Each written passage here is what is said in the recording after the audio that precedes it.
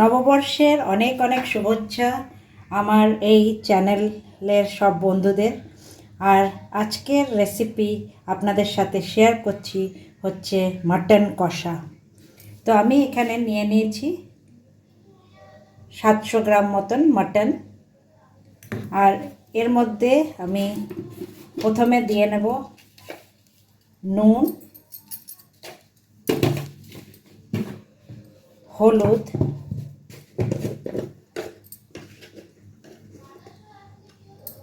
হলুদ, এবং সর্ষের তেল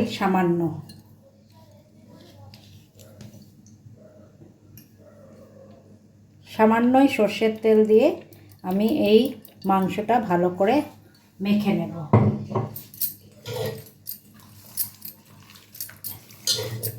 ভালো করে মাখা হয়ে গেলে এটা আমি প্রেসার কুকারে 3টে সিটি দিয়ে নেব।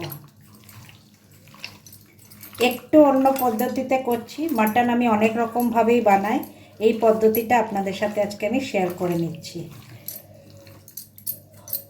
আপনাদের আজকের দিনে বিভিন্ন রকম রান্না বাঙালি বাড়িতে ভালো ভালো হয়, তো তাই আজকে মনে হলো যে মাটনটাই আপনাদের সাথে এই নববর্ষে শেয়ার করি। তো এবার আমি দিয়ে দিচ্ছি হচ্ছে মাটন, আর এটা এবার আমি বিনা জলে 3টে সিটি আমি দিয়ে নেব। আমার কাঁচা লঙ্কা, আদা, পেঁয়াজ ও রসুন যে পেস্ট সেটা হয়ে গেছে। এটা আমি এক জায়গায় ট্রান্সফার করে রেখে দিচ্ছি, কেন কি আমার এখন বানাতে হবে টমেটোর পেস্ট।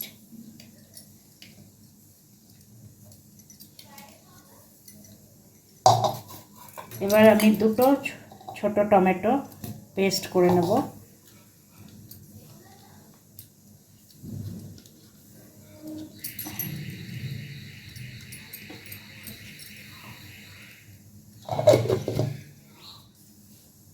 এবার 4টি পেঁয়াজ মাঝারি সাইজের আমি ভালো করে মিহি করে কুচিয়ে নেব।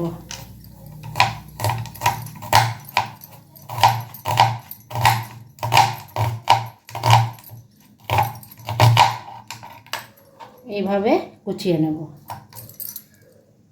পেঁয়াজ কোচানো হয়ে গেছে, 4টি পেঁয়াজ মাঝারি সাইজ, আর একটা দেওয়া হয়েছে এই মশলায়।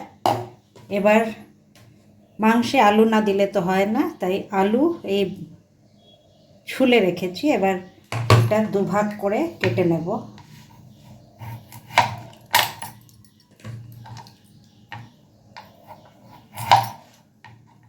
এইভাবে 2 ভাগ করে কেটে নেব।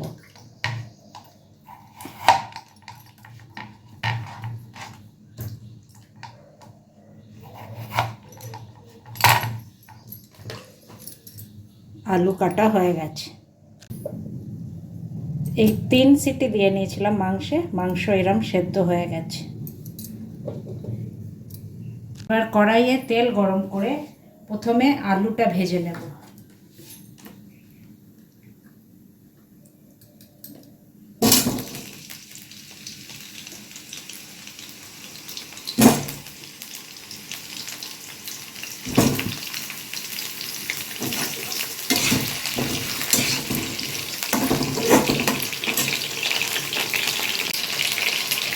আলুতে সামান্য নুন ছিটিয়ে নেব।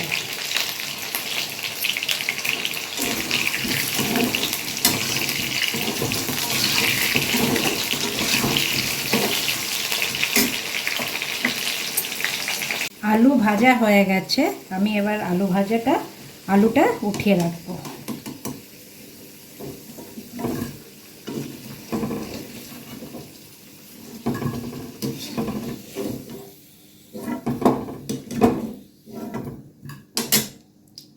এবার যে তেল রয়েছে সেই তেলে আমি দিয়ে নেব তেজপাতা,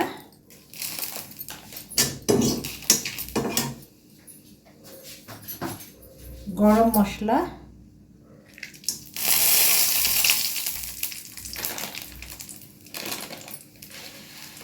একটু জিরে, একটু জিরে ফোড়ন,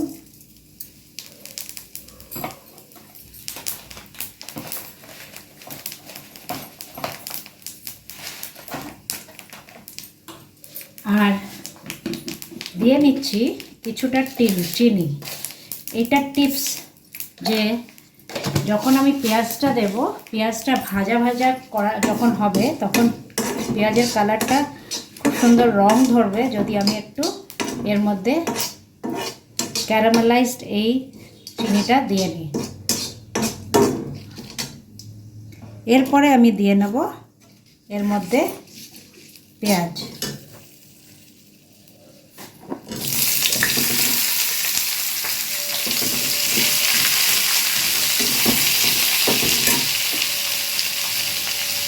পেঁয়াজ আমি পুরো ভাজবো যতক্ষণ না পেঁয়াজ লাল লাল হয়ে যাবে। পেঁয়াজ বেশ লাল লাল ভাজা হয়ে গেছে। এবার আমি এই আদা রসুন কাঁচা লঙ্কার পেস্ট দিয়ে নেব।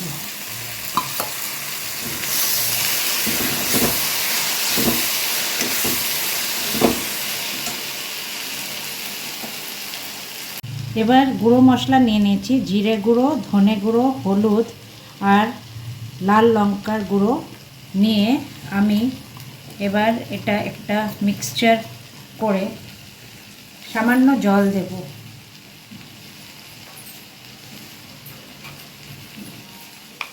সামান্য জল দেওয়ার পরে এই পেস্টটা আমি দিয়ে নেব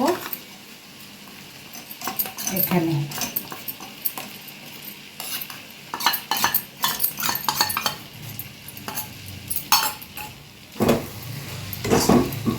এই মশলাটা ভালো করে আমার কষাতে হবে।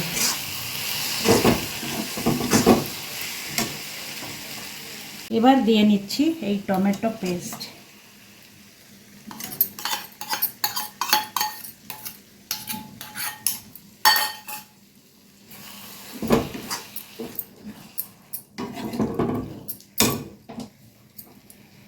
মশলা কষানো হয়ে গেছে প্রায়। এখন আমি মাংসটা এর মধ্যে দিয়ে নেব। সেদ্ধ করা যে মাংসটা এর মধ্যে দিয়ে নিচ্ছি।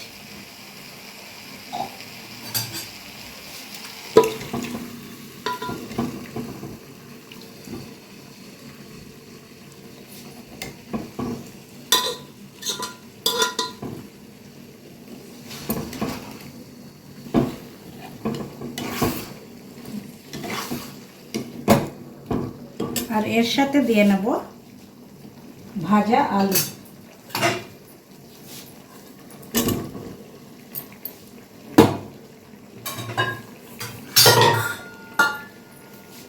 এবার সব জিনিস ভালো করে আমি কষিয়ে নেব।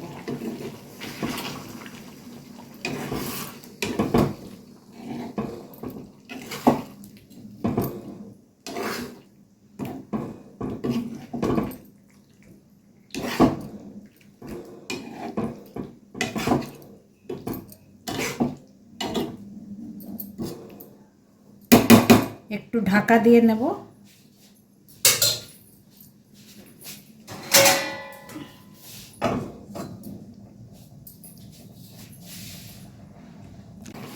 একটু নুন টেস্ট করে দেখলাম, নুনটা একটু লাগবে, তাই সামান্য নুন দিয়ে নেব।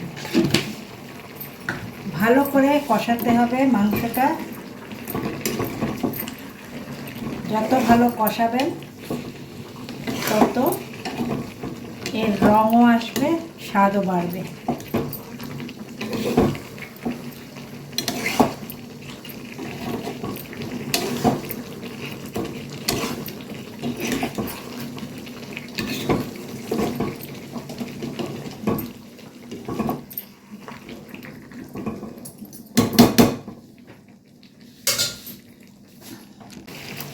এবার সামান্য দই একটু দিয়ে নেব।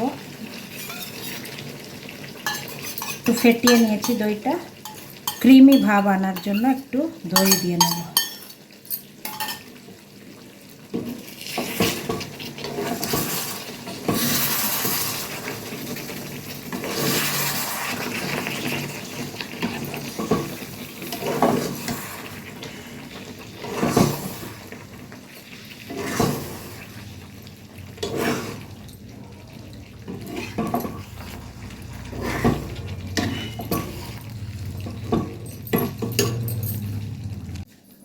এবার একটি গোটা রসুন মাঝখানে দিয়ে নেব, আর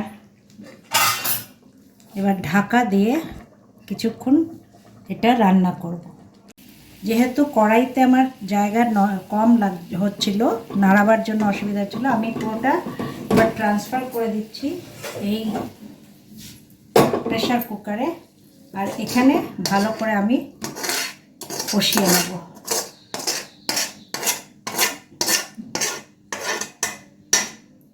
আর এই কড়াই আমি ভালো করে একটু গরম জলে ধুয়ে এই জলটা দিয়ে নেব মাংসে। খুব বেশি জল দেব না, এটা আমার সাফিসিয়েন্ট। এই জলে আমি মাংসটা এবার রান্না করব।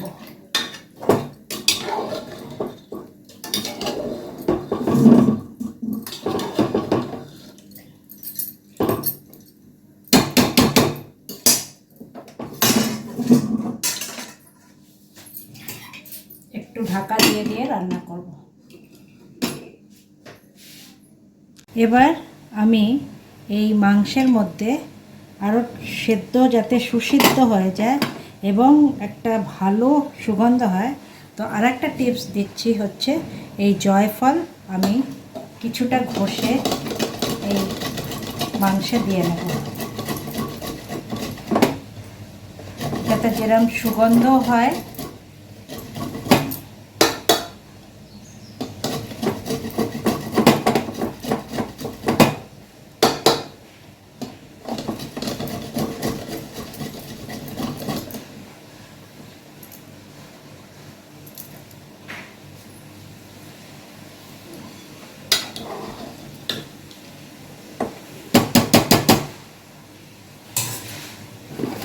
আবারও ঢাকা দিয়ে রেখে দেব।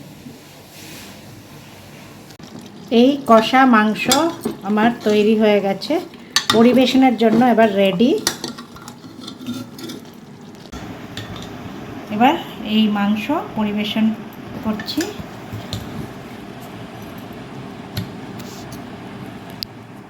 এই কষা মাংস রেডি। তো আশা করছি আমার এই মাটন রান্না পদ্ধতি আপনাদের ভালো লেগে থাকবে। ভালো লাগলে নিশ্চয়ই একটা লাইক আর শেয়ার পাঠাবেন। And thank you friends, and stay tune to my channel. Bye by.